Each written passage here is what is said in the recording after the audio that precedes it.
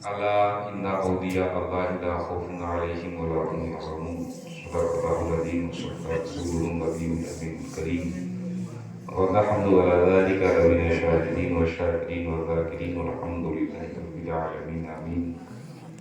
غوث اعظم بنانے کے سر و ساما مدد قبلہ دین مدد کعبہ یما مدد دکھاتے یا الہی و مدینہ کیسی بستی ہے جہاں ہر رات دن مولا تیری رحمت ہستی ہے. ابن حیدر پر تلے شیر خدا امداد کن اے شعیب الاولیاء پر خدا امداد کن امداد کن امداد کن از رنج و غم آزاد کن در دین و دنیا شاد کن یا غوث اعظم دستگیر یا غوث اعظم دستگیر یا غوث اعظم دستگیر. انتہائی عقیدت و محبت کے ساتھ آئیے ہم اوراق حضرات بارگاہ رسالت انعام علیہ تیت و السلام میں جھوم کر کے درود شریف کا نذرانِ عقیدت پیش کریں اور پڑھیں. صلاۃ و سلام علیک یا رسول اللہ صلی اللہ علیہ وسلم.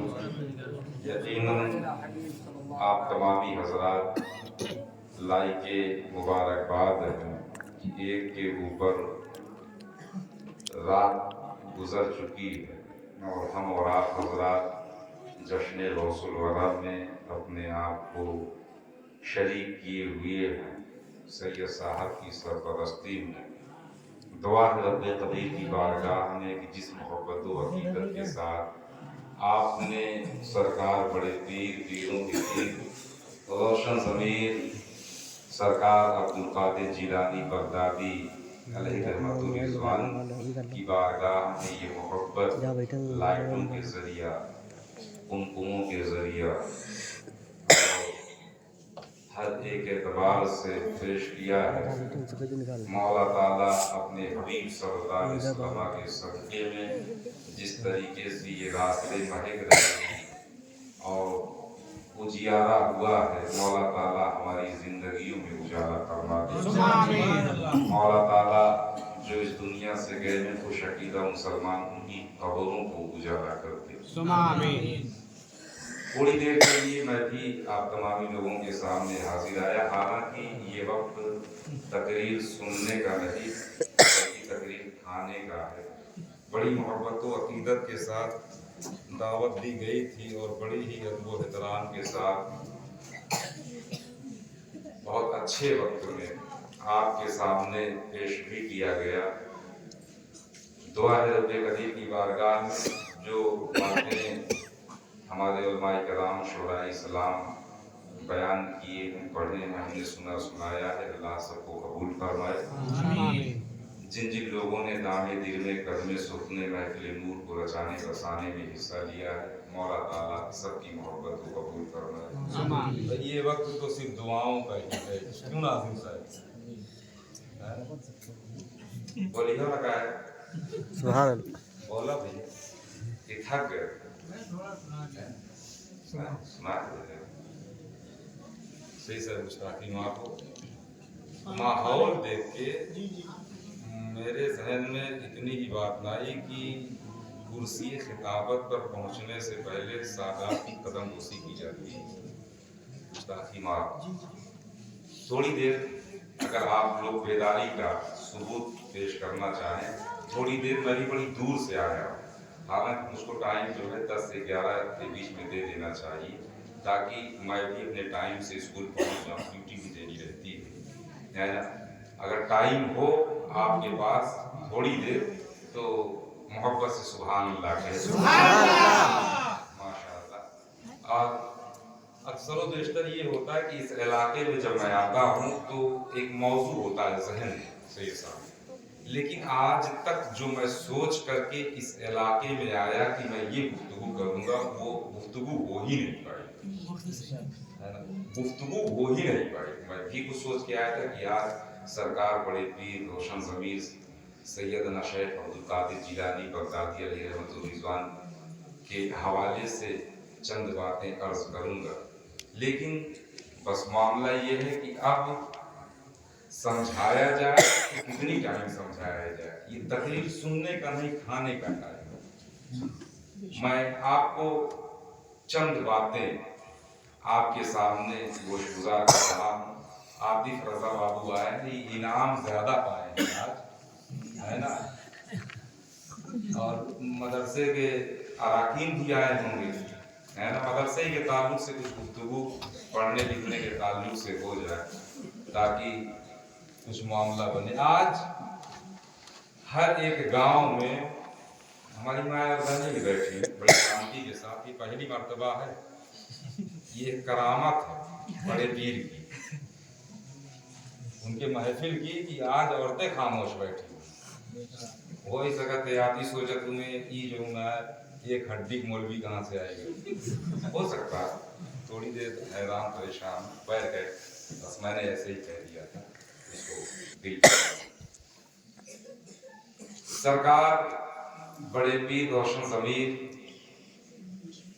کہاں ہے عاطف رضا بابو؟ انعام کو پایا نا، ہم دیکھا تھا اللہ فضل فرمائے کہ آپ لوگوں کی محبت اپنے امام کے ساتھ. آج ہر گاؤں میں ہر ایک آدمی وہ کہتا ہے کہ میں غلام غوث ہوں، میں غلام غوث ہوں، میں غلام، سوچتا ہے کہ میرا بچہ بھی غلام غوث ہو، ہے نا. لیکن کیسے ہوگا جب باپ خود غلام غوث نہیں تو بچہ کیسے غلام غوث ہو.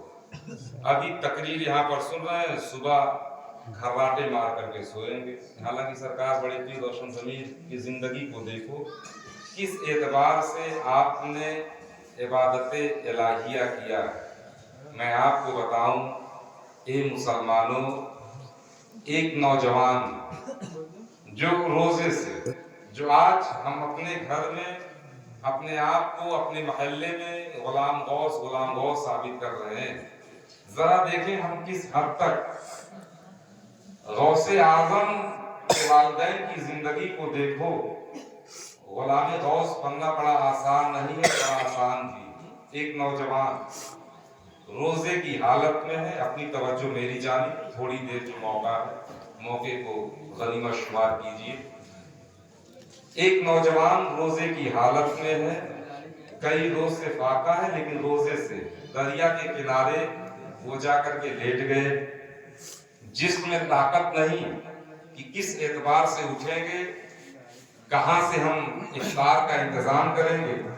آج ایک مسلمانوں ہمارے اور آپ کے پاس نہ کھانے کی کمی ہے، نہ پیسے کی کمی ہے، نہ سہولیات کی کمی ہے، لیکن رمضان کا روزہ آتا ہے تو رمضان کا روزہ آنے سے پہلے ہمارے اور آپ کے پاس میڈیکل رپورٹ پہلے آ جایا کرتی ہے، کہیں ہوٹلوں پر، کہیں اور جگہ، اور دکھاتے پھرتے ہیں کہ دیکھو ماں صاحب یہ میں بیمار چل رہا ہوں، روزہ نہیں رکھ سکتا ہوں، میں یہ بیمار چل رہا ہوں، روزہ نہیں رکھ سکتا ہوں. اے پیارے، وہ نوجوان دریا کے کنارے بھوک کی وجہ سے روزے سے ہیں، فاقہ ہے، سوچتے ہیں کہ آج افطار کا انتظام کیسے ہوگا، کیسے نہیں ہوگا.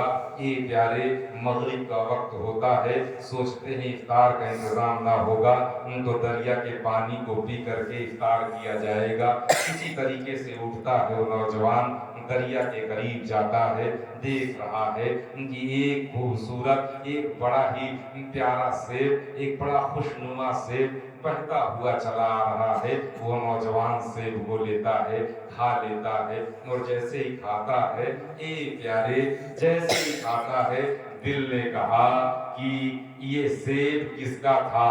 کیا تو نے اس کے مالک سے اجازت لی؟ یہ سیب پتا نہیں کس کا تھا، اس کے مالک سے اجازت بھی نہیں لی گئی. ایسا ہے کہ یہ حقوق العباد میں سے ہے. حقوق العباد، اگر حقوق اللہ ہو تو اللہ سے معافی مانگ لی جائے، اللہ کی بارگاہ میں توبہ کر لیا جائے، اللہ معاف کرنے والا ہے. لیکن اگر بندوں کے حق بندوں کے اوپر ہے تو جب تک بندہ معاف نہیں کرے گا رب بھی معاف نہیں کرے گا.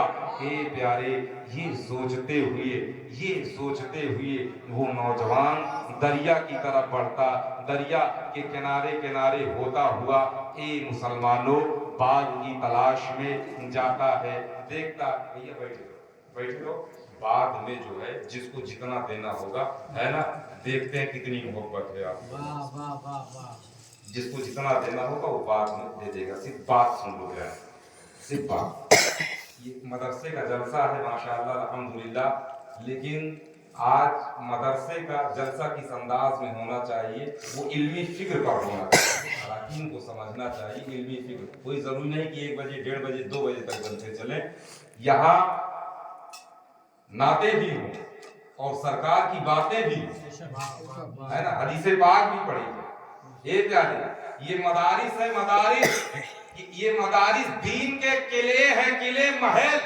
انہی مدارس کی بنیاد پر اگر یہ مدارس نہ ہو, جہاں پر مدرسے نہیں ہیں وہاں دین باقی نہیں رہ گیا ہے. اے پیارے, میں آپ کو بتاؤں کہ یہ علم شریعت ہے, علم شریعت جو مدرسوں سے نکل کر کے مسلمانوں کے گھروں میں پہنچتی ہے اور اسلام کا بول بالا ہوتا ہے.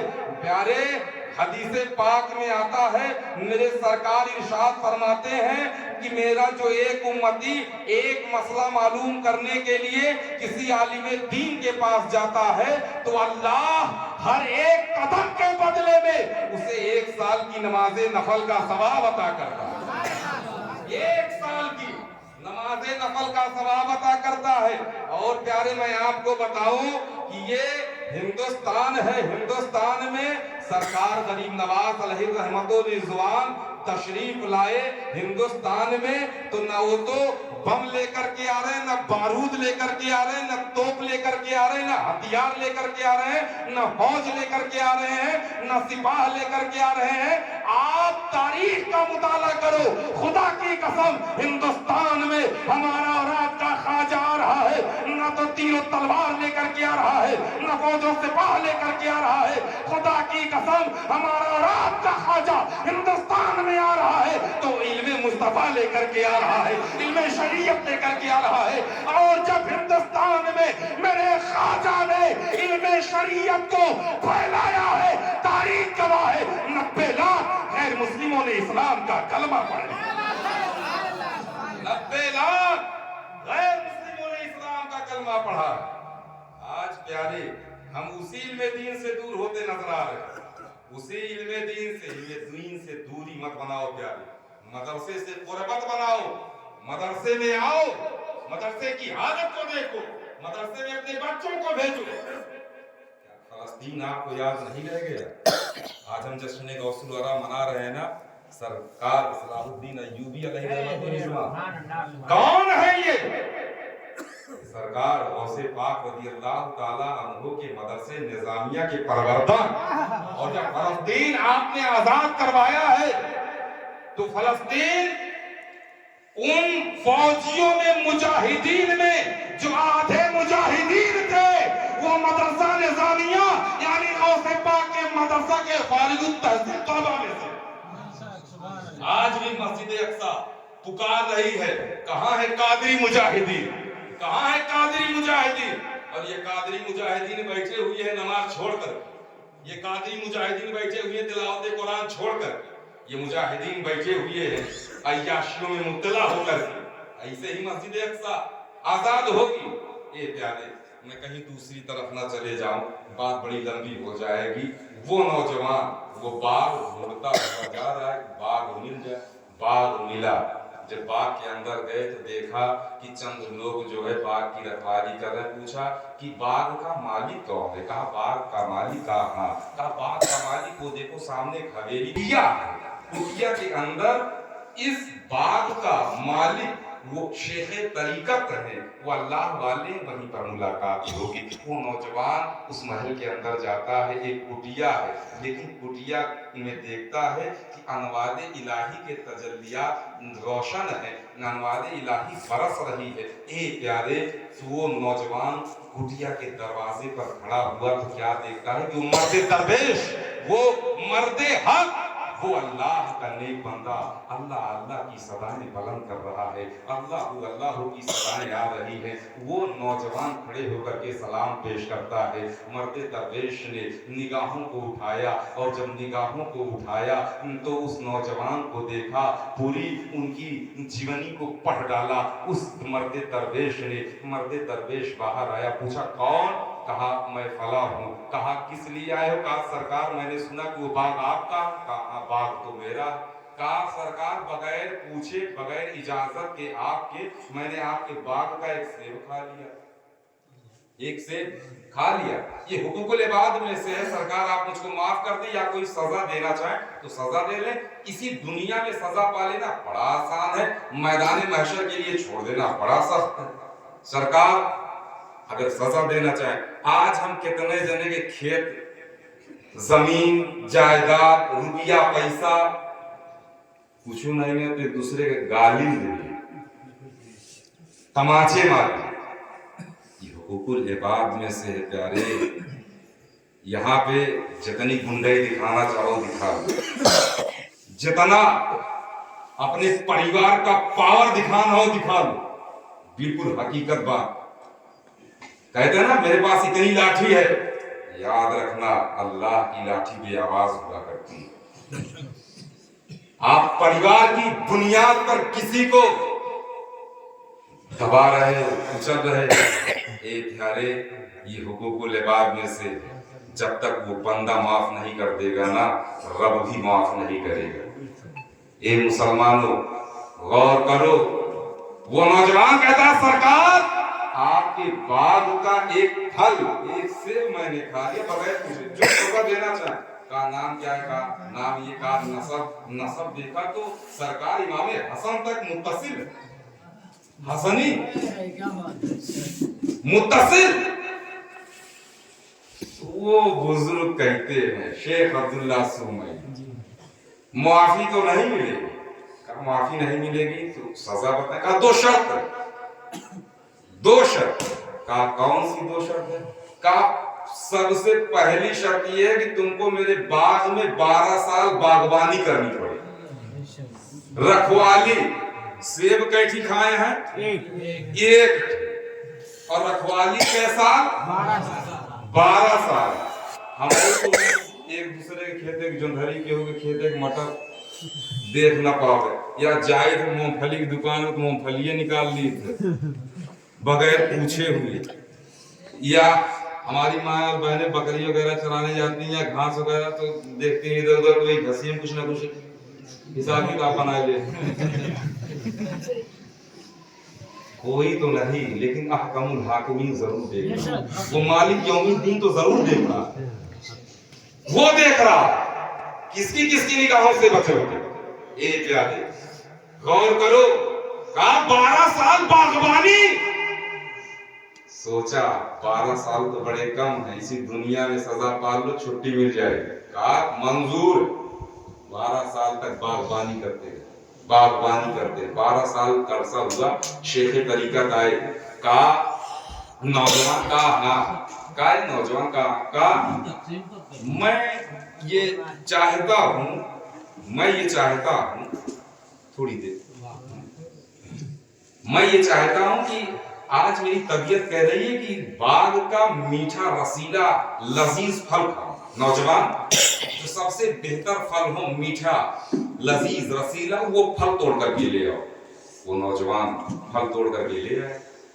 اب جب اس پھل کو کھائے دیکھنے میں تو بڑا خوبصورت پھل تھا, لیکن جب شیخ صاحب کھاتے ہیں بڑا کھٹا پھل ہے. میں نے کہا تھا میٹھے پھل رسیلے پھل لذیذ پھل, اور تم کھٹے پھل لے کر کے آئے ہو. یہ بے مزہ پھل لے کر کے آئے ہو, مزہ نہیں آیا. کہا سرکار مجھ کو کیسے پتا چلا؟ کہا آج تک تم نے اس باغ کا ایک بھی پھل نہیں کھایا. کہا سرکار 12 سال پہلے ایک پھل کھائے رہے تو 12 سال جیلے. ایک پھل کھائے رہے 12 سال جیلے. کہیں 2-4 پھل کھائے لے زندگی گزر جائے. اللہ شیخ طریقت ایک بھی پھل. کہا سرکار بس دوسری شرط بتائیں. دوسری شرط اس لیے کہ حقوق العباد اسی دنیا میں ادا کر دیا جائے, وہاں پر بڑی دقت ہو جائے. اللہ کہا دوسری شرط یہ ہے کہ میری ایک بیٹی ہے جو مفلوج ہے, جو اندھی ہے, گونگی ہے, بہری ہے, جو کچھ بول نہیں سکتی, دیکھ نہیں سکتی. چل نہیں سکتی، کچھ اٹھا نہیں سکتی، تم کو اس سے نکاح کرنا۔ آج اگر باپ بیٹے سے کہے، ماں بیٹے سے کہتے کہ یہ ایک لڑکی ہے جو قرآن پڑھنا جانتی، جو شریعت کی عالمہ، لیکن جہیز نہیں ملے گا، تھوڑی سی سانولی، شادی کر دے، بیٹوا کہے ہاں ہمیں نہیں یہ شادی کرے گا۔ غور کیجئے، اب اس وقت میں اس اعتبار سے نہ بولوں سید صاحب تو کیسے، غور کیجئے، شادی کرنی پڑے گی، ہم اولاد ہوتے ہیں تو کیسے تیار ہو جائے، بالکل نہ تیار ہوتے، لیکن وہ اللہ والے، میں نے شروع میں بتایا تھا نا کہ آج خوب نعرہ لگاتے ہم غلام غوث ہیں، ہم غلام غوث ہیں، ذرا دیکھو غلام غوث، اللہ اکبر۔ وہ نوجوان کہتا ہے شیخ صاحب میرا قصور معاف ہو جائے گا نا، مجھ کو معافی مل جائے گی، کہا بٹیا سے شادی کر لو، اس اعتبار سے معافی مل جائے گی، کہا ٹھیک ہے، اسی دنیا ہی میں تو دنیا یہ ختم ہو جائے گی، لیکن آخرت ہمیشہ باقی ہے، یہ اللہ حقیقت۔ وہ نوجوان کہتا ہے شیخ صاحب ٹھیک، نکاح ہو گیا، جب نکاح ہوا شیخ صاحب نے کہا جاؤ اپنی نئی دلہن کے کمرے میں جاؤ، وہ کمرہ ہے تمہارا، کمرہ، کئی روایتیں آئی ہیں کہ روایت اس میں سے سماعت کیجیے۔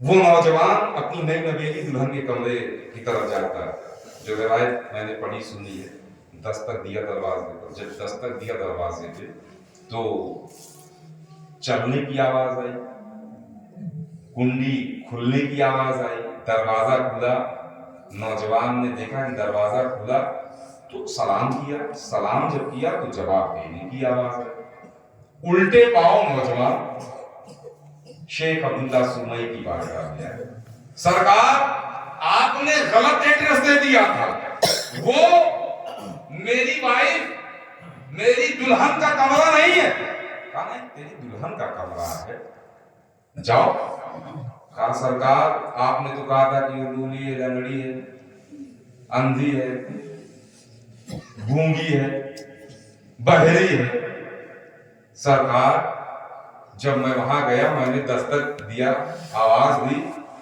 تو چلنے کی آواز ہے، اس کا مطلب پیر ٹھیک ہے، کان ٹھیک ہے، دروازے کو کھولا گیا ہاتھوں ٹھیک ہے، جب میں نے سلام کیا تو جواب بھی